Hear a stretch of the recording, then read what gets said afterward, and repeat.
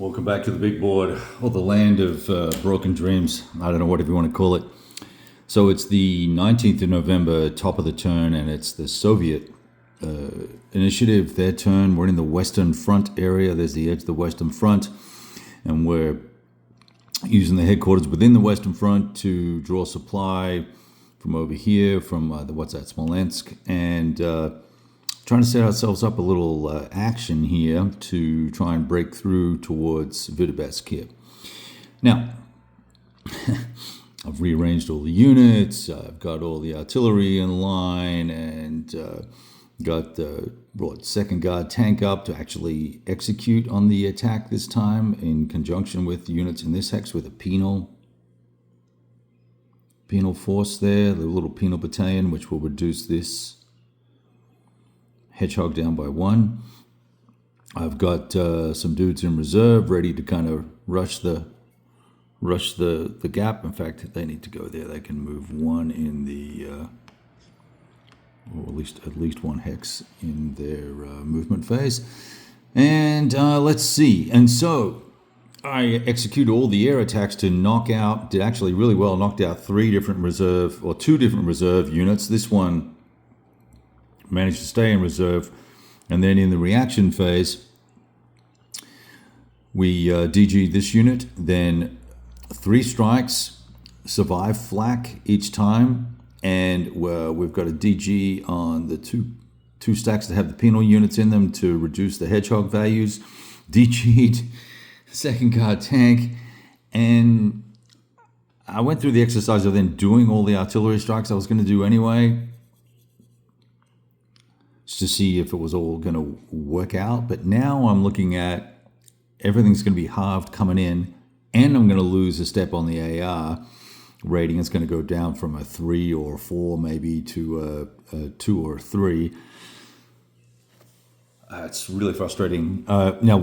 So a couple of things. Tactically, why didn't I try and suppress all these guys? Well, these guys came from pretty much all over the map, number one. Number two, I went through the exercise of attempting to, I knocked out these fighters, right? I actually took a step off them and forced them to abort.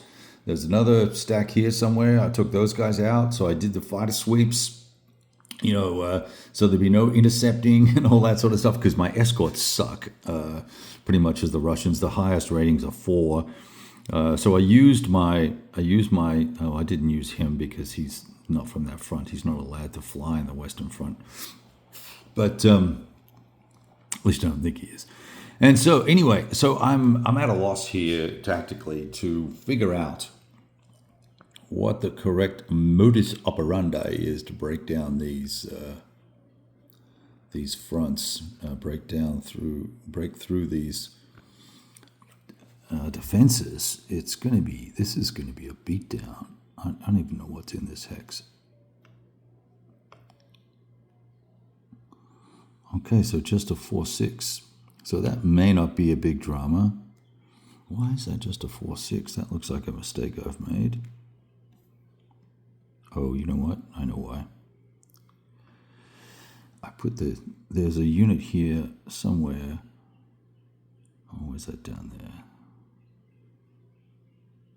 Yeah, there it is. Okay. Well, it's 1 unit. All right, so this will be fine, but it's only going to be a 1 hex hole. This hex, let's see what's in here. Maybe this is weak too. I can only hope. Ugh. That's an 8. It'll become a 4. Halved. It's going to be interesting. All right, look, so if you have advice as an OCS player, I think I need it. I'm struggling to get these breakthroughs structured that are bigger than 1 or 2 hexes.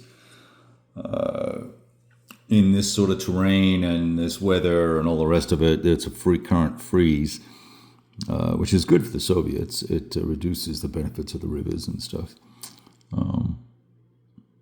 But yeah, I'm really struggling here. I mean, I've spent a ton of supply to run all this artillery because we're 6 turns into the offensive, and maybe it's time for us to stop that and reboot it and recharge it so I get those free arty strikes again. But that just gives the Germans time to pull back or do defenses or something like upgrade all these to 2s. I don't know. Anyway, food for thought. I'm going to run. I will run these combats and see what happens, and I'll come back. I'll check in with you guys. All right, roll dice.